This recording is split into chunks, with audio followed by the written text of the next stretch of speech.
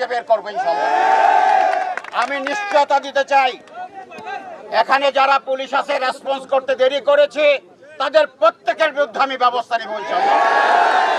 আমি শুনেছি 2 ঘন্টা পরে আমার ওসি আপনাদেরকে ডাকে সাড়া দিয়েছেন। আমি আপনাদেরকে এই মুহূর্তে আমি এখানে দাঁড়িয়ে বলতে চাই আমি তাকে সাসপেন্ড করব। আমি আরেকটি আপনাদেরকে নিশ্চয়তা দিতে চাই, যারা এই ফেসিবাদের সাথে আঘাত করবে তাদেরকে পুলিশের চাকরিতে করতে দেওয়া যাবে না। তারা পুলিশের চাকরি করবে না।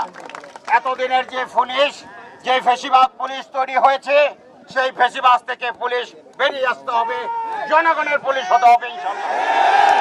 আপনারা কষ্ট করে এসেছেন, আপনারা এই জনগণের নিরাপত্তার জন্য এসেছেন। যাদেরকে এভাবে পিটেল গত 17 বছর